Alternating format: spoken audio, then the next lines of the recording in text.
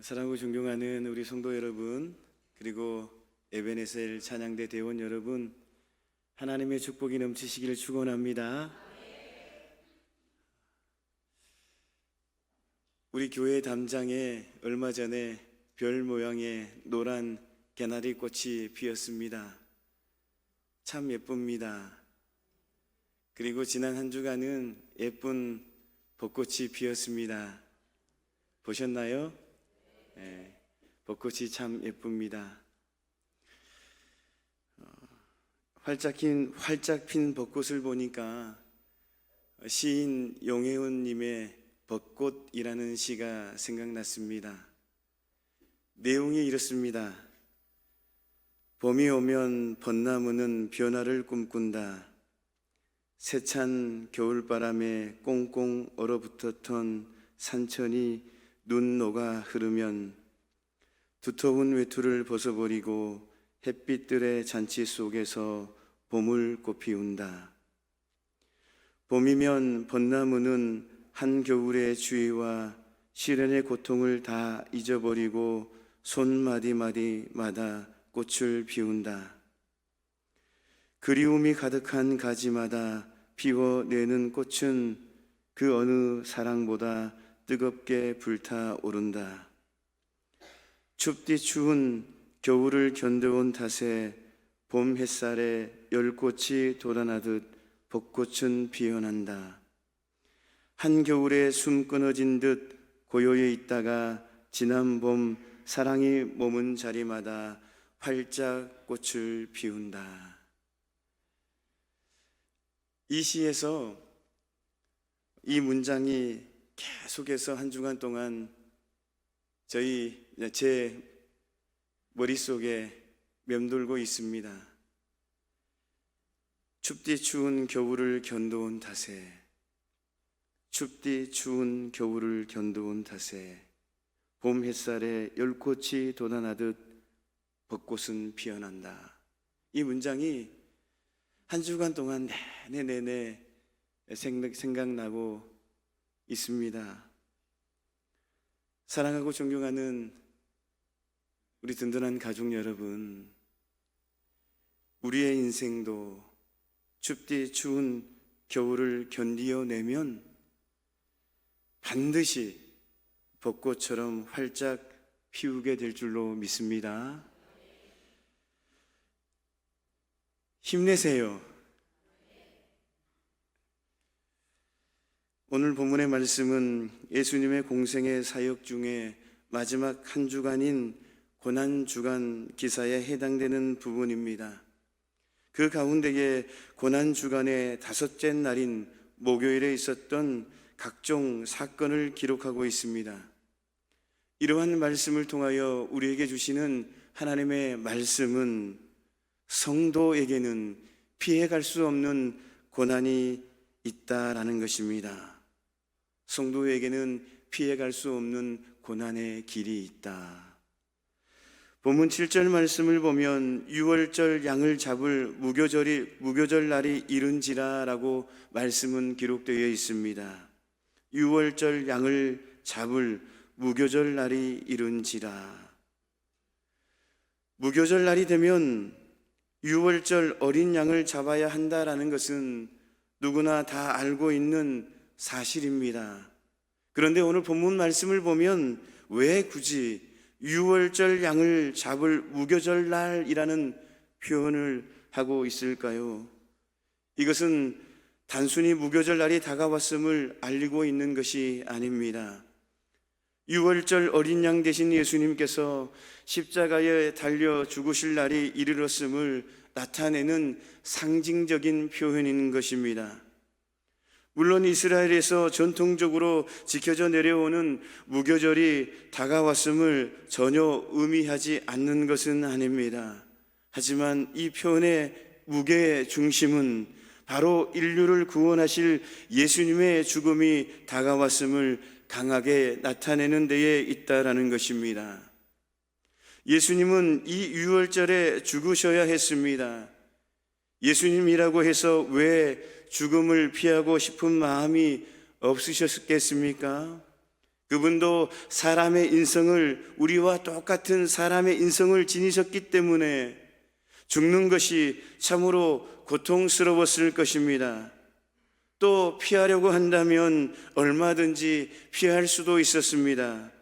마태복음 26장 53절 말씀을 보면 예수님은 하늘에서 12군단 더 되는 천사들을 동원할 수 있는 능력을 가지고 계셨습니다. 그 천사들을 동원해서 자신을 죽이려는 대적들의 악한 계획을 말살시킬 수도 있으셨습니다. 그러나 예수님은 그 고난의 길을 마다하지 않으셨다라는 것입니다. 모두가 신이 나고 들뜨는 민족 명절에 예수님은 십자가에 달리셔야만 했다라는 것입니다. 왜 그렇습니까? 고난의 과정 없이는 인류의 영광스러운 승리는 없기 때문입니다. 고난의 길이 없으면 영광도 따라오지 않기 때문에 그렇다라는 것입니다. 성도 여러분, 지금 예수님은 하나님의 보좌 우편에 계십니다. 온 인류는 예수님을 구세주로 경배합니다. 예수님은 하나님의 아들이시고 창조 사역에 동참하셨고 우리의 창조주가 되십니다. 예수님은 구속 사역이 아니더라도 경배받기에 합당하신 전능하신 하나님이십니다. 하지만 우리는 지금 예수님이 창조주이시기 때문에 경배합니까? 물론 그러한 이유도 분명히 있습니다. 하지만 보다 더 큰 이유는 예수님께서 인류를 위해 십자가의 고난을 당하셨기 때문입니다. 인류를 구속하시기 위해 십자가 고난을 당하셨기 때문에 온 인류의 구세주로 경배와 찬미를 받으시는 것입니다. 예수님은 바로 이것을 위해 고난의 길을 걸어가지 않으면 안 되셨습니다. 성도 여러분, 이러한 사실이 우리에게 주시는 말씀은 무엇입니까? 우리들 역시 그리스도와 함께 영광에 참여하기 위해서는 고난의 길을 피해갈 수 없다고 하는 것입니다.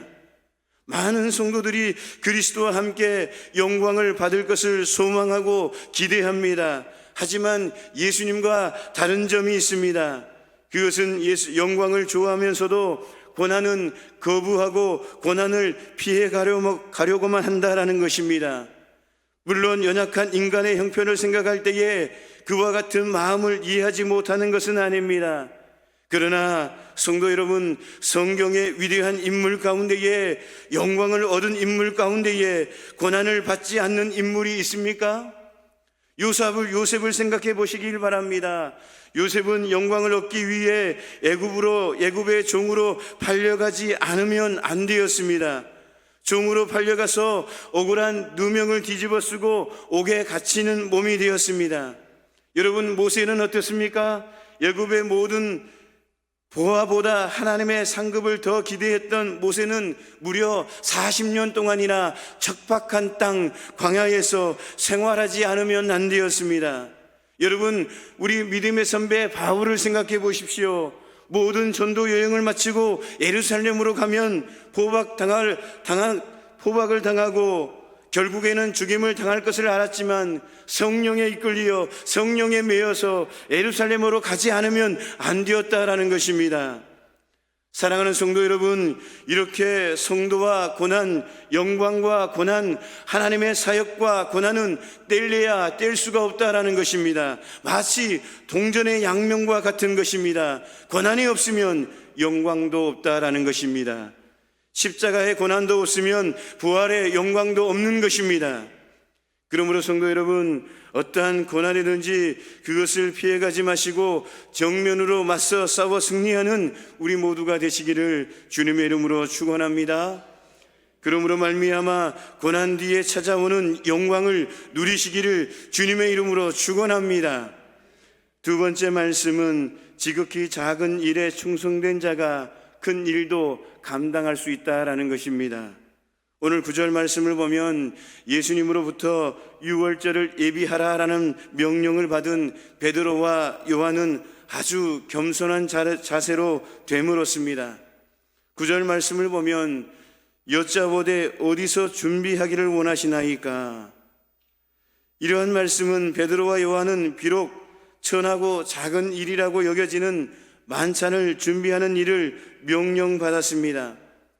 하지만 그들은 결코 그 일을 소홀히 하거나 그르치지 않으려는 충성된 마음이 듬뿍 묻어나는 질문을 하고 있는 것입니다.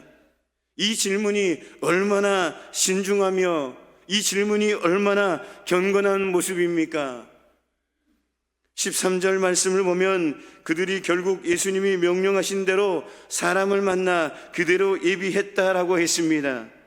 어떻게 보면 지극히 하찮게 보이는 그 일을 베드로와 요한은 충성된 마음과 태도로 감당했다라는 것입니다. 이러한 모습이 참 아름다워 보입니다. 우리는 흔히 큰 일만을 위대하게 생각하는 모습이 있습니다. 큰 일에 감동하고 큰 일만이 칭찬을 받아야 한다라고 생각하는 모습이 있습니다. 그래서 많은 사람들이 큰 일만을 하겠다라는 것을 흔히 볼 수가 있습니다. 물론 큰 일을 하겠다라는 마음이 나쁜 것은 아닙니다. 문제는 큰 일만 생각하고 작은 일을 하찮게 여기는 태도입니다. 하지만 성도 여러분, 지극히 작고 하찮은 일을 가볍게 여기는 사람이 큰 일을 감당할 수 있겠습니까? 그런 사람은 자기 앞가림도 못할 것 같습니다. 사람이 큰 일을 하려면 작은 일부터 귀하게 여겨야 된다라는 것입니다. 그리고 그 일이 맡겨졌을 때에 충성스럽게 감당해야 된다라는 것입니다. 남에게 보이지 않는 일, 남이 알아주지 않는 일, 남이 우습게 여기는 일도 귀하게 봐야 된다라는 것입니다. 그래서 그 일에도 최선을 다해 감당하는 사람이 하나님께도 크게 쓰임을 받을 수 있다라는 것입니다. 여러분, 우리가 다윗을 생각해 보십시다. 다윗이 군사훈련을 하고 있는, 군사훈련을 받는 군사사관학교에서 택함을 받았습니까? 사관학교에서, 우리가 흔히 말하는 육군사관학교에서, 공군사관학교에서, 해군사관학교에서 하나님의 부르심을 받았습니까? 정치외교학과에서 정치 좋은 성적을 위해서 하나님께 부르심을 받았습니까? 소위 말하는, 우리가 흔히 말하는 다윗이 엘리트입니까? 스펙이 좋습니까? 아니다라는 것입니다. 성경은 말합니다. 하나님의 말씀은 말합니다. 시편 78편 70절 71절 말씀에 또 그의 종 다윗을 택하시되 양의 우리에서 취하시며 전 양을 지키는 중에서 그들을 이끌어내사 그의 백성인 야곱 그의 소유인 이스라엘을 기르게 하셨더니, 이렇게 말씀하고 있지 않습니까? 최고의 왕이라고 칭함을 받았던 다윗은 전문 학교에서, 최고의 대학교에서 훈련을 받은 사람이 아닙니다.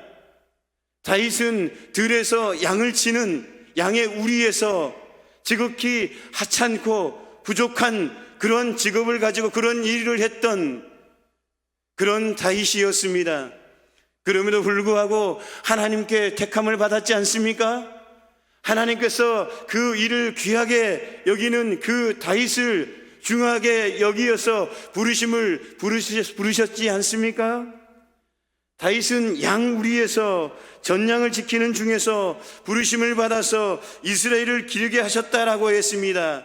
이스라엘의 최고의 왕으로 쓰임받았다라는 것입니다.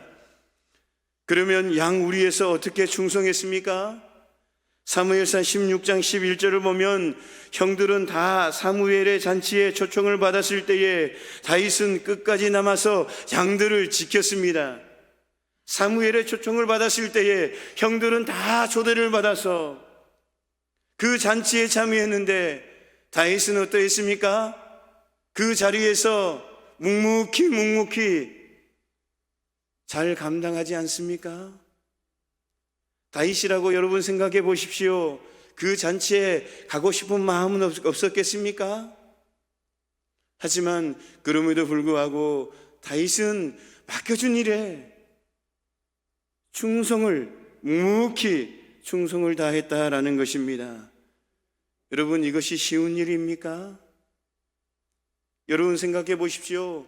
다 우리 모든 성도들 가운데에 잔치에 참여하기 위해서 다 그 자리에 차여가는데, 그 무대에 오르기 위해서 올라가는데 혼자 남아서 묵묵히 보이지 않는 곳에서 몸된 제단을 섬기고 있는 그 모습을 한번 그려보십시오. 많은 사람들은 축하를 해주고, 많은 사람은 기쁨의 자리에 그 기쁨의 잔치에 참여해서 정말 그런 나누는 자리에 있는데, 혼자 외로이 보이지 않는 곳에서 쓸쓸히 외로이 묵묵히 그 자리를 지키고 있는 그 모습을 생각해 보십시오. 쉬운 일입니까? 결코 쉬운 일이 아닙니다. 오늘 본문의 그 다윗의 모습을 보면 마치 동화에 나오는 신데렐라 이야기를 생각나게 하는 모습 아닙니까? 그런데 그는 그렇게 충성했습니다. 원망이나 불평 없이 자기의 일을 한 것입니다.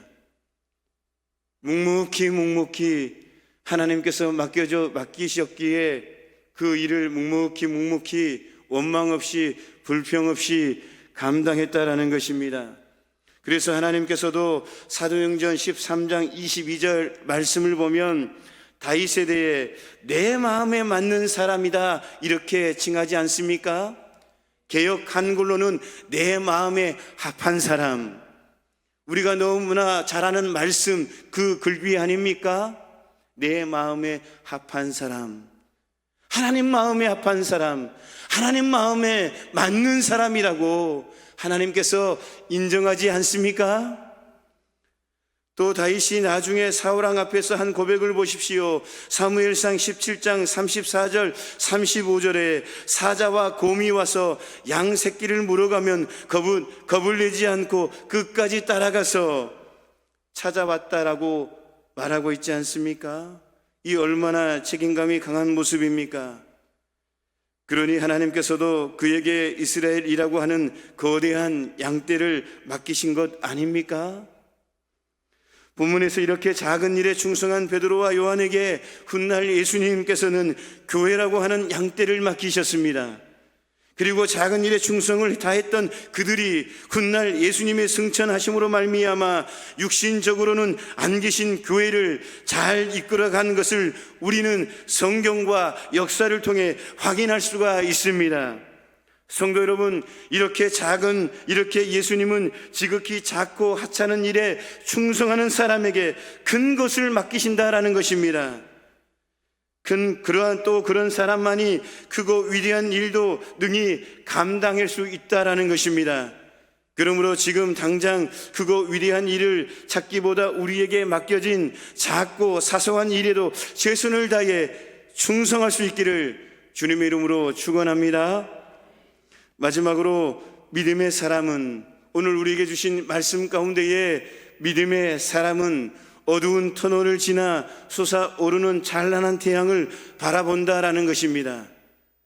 믿음의 사람은, 하나님의 자녀는 어두운 터널을 지나 찾아오는 찬란한 태양과 햇빛을 바라본다라는 것입니다.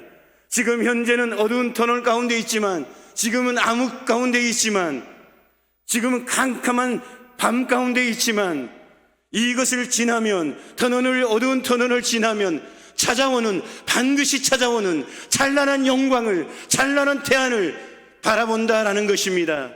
형편과 저주를 바라보는 것이 아니라 믿음으로 반드시 찾아오는 찬란한 태양을 바라본다라는 것입니다. 믿음의 사람은 그렇다라는 것입니다. 아무리 어려운 형편에 있을지라도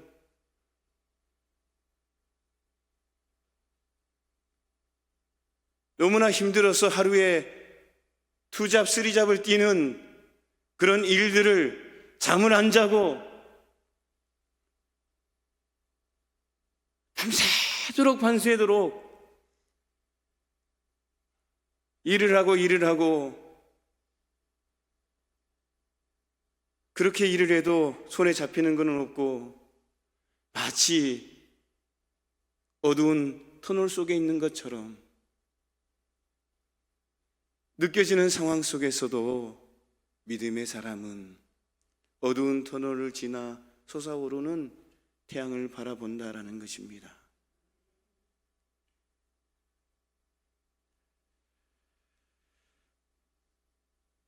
오늘 본문 16절을 함께 읽어보겠습니다. 시작. 내가 너희에게 이르노니 이 유월절이 하나님의 나라에서 이루기까지 다시 먹지 아니하리라 하시고, 또 18절에서도 이와 유사한 말씀을 하셨습니다. 함께 읽어볼까요? 내가 너희에게 이르노니 내가 이제부터 하나님의 나라가 임할 때까지 포도나무에서 난 것을 다시 마시지 아니하리라 하시고, 성도 여러분, 이 말씀에서 예수님이 강조하시고자 하는 것이 무엇입니까? 이 말씀 가운데 우리 주님께서 강조하시는 말씀, 포도나무입니까? 다시 먹지 않겠다라는 것입니까? 이 말씀에서 이 말씀의 주제는 바로 하나님의 나라입니다. 하나님의 나라. 지금 상황을 보시길 바랍니다. 희망이 넘쳐나는 상황이 아닙니다. 예수님의 죽음이 기정사실화되어 가고 있는 그러한 상황입니다. 시시각각 예루살렘 당국자들의 압박은 숨통을 죄어오고 있었습니다. 예수님께서도 고난이 임박했음을 전제로 말씀하셨습니다. 그런데 무엇을 말씀하고 있습니까? 바로 하나님의 나라가 임박해 오고 있다는 것입니다. 틀림없이 그 나라가 가까이 오고 있고 그 나라에 대한 기대가 있음을 말해주고 있는 것입니다. 마치 숨통이 죄어오는 것 같은 그런 압박 속에 있지만 우리 주님께서는 하나님 나라를 말씀하고 생각하고 묵상하고 있다는 것입니다. 현실은 어두운 터널 속에 있는 것 같지만 그 터널을 지나 솟아오르는 하나님 나라를 바라보고 있다는 것입니다. 결연하고 얼마나 소망이 넘치는 말씀입니까? 성도 여러분, 상황이 아무리 어두울지라도 미래에 대한 소망이 있는 사람은 희망으로 넘쳐나게 되어 있습니다. 꿈을 꾸게 되어 있습니다. 비전을 바라보게 되어 있습니다. 지금 상황이 아무리 어려울지라도 소망이 있는 사람은, 믿음이 있는 사람은 멀리 볼 수 있다는 것입니다. 흔히 새벽이 올수록 어둠은 더 짙다고 합니다. 어둠이 짙다는 것은 그만큼 새벽이 밝아왔음을 보여주는 것 아닙니까? 그러므로 성도 여러분, 지금의 상황이 너무 힘들고 어렵습니까? 견디지 못하고 결국은 무너져 내릴 것 같습니까? 조금만 건드리면 무너져 버릴 것 같습니까? 우리의 인생이 마치 어두운 터널을 지나고 있는 것 같습니까? 어두운 터널은 지름길입니다. 그러게 어두운 터널을 지나 저 너머에 힘차게 솟아오르는 찬란한 태양을 바라보시기를 바랍니다. 히브리서 11장 1절 말씀에 믿음은 바라는 것들의 실상이요 보이지 않는 것들의 증거니라고 말씀하십니다.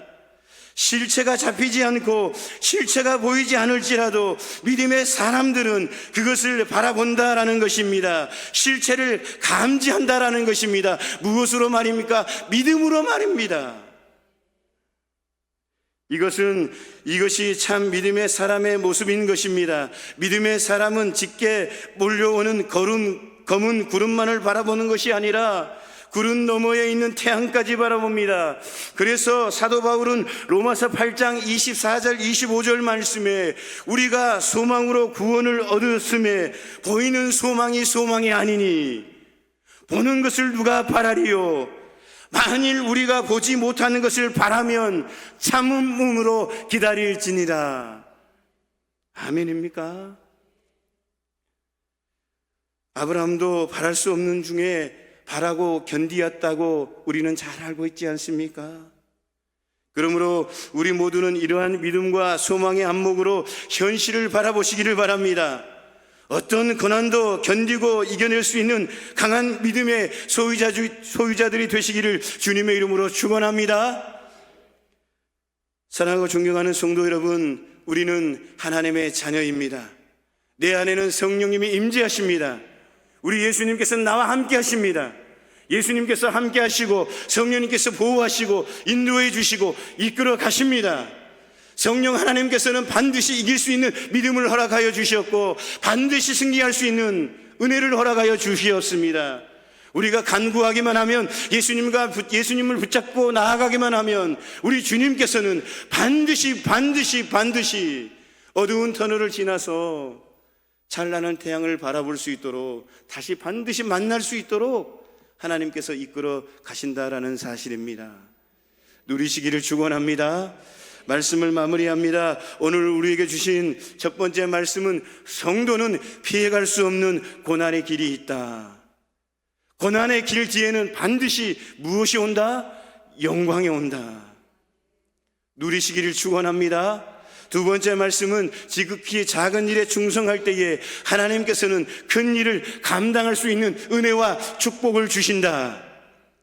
하나님께서 부어주실 때, 하나님께서 맡기실 때 가장 소소하고 별 볼 일 없는 일이랄지라도 우리가 묵묵히 감당하면 하나님께서는 생각지도 못하는 은혜를 주시어서, 생각지도 못하는 축복을 주시어서 더 큰 일을 맡기신다라는 것입니다. 마지막으로 믿음의 사람은 어두운 터널을 지나 솟아오르는 찬란한 태양을 바라본다라는 것입니다. 현실 가운데 있는 어두운 속에 있는 어두운 검은 구름을 바라보는 것이 아니라 그 너머에 찾아오는 찬란한 태양을 믿음으로 바라본다라는 것입니다. 오늘 이 세 가지의 말씀을 마음에 담으시기를 주님의 이름으로 축원합니다. 그러므로 말미암아 이 고난 중간 승리의 삶을 살아가시기를 주님의 이름으로 축원합니다.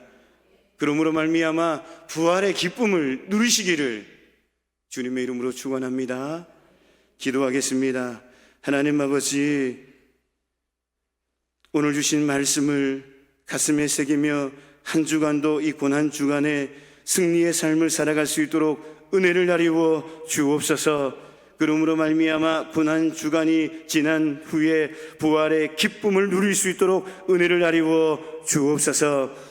우리 성도님들 많은 기도 제목들이 있습니다. 주님께서 기억하여 주심으로 말미암아 기도하는 소원대로 이루어질 수 있도록 은혜를 나리워 주옵시고, 문제가 해결될 수 있도록 하나님 역사하여 주옵기를 원합니다. 하나님 인도하여 주옵소서. 역사하여 주옵소서. 예수님의 이름으로 기도하옵나이다. 아멘.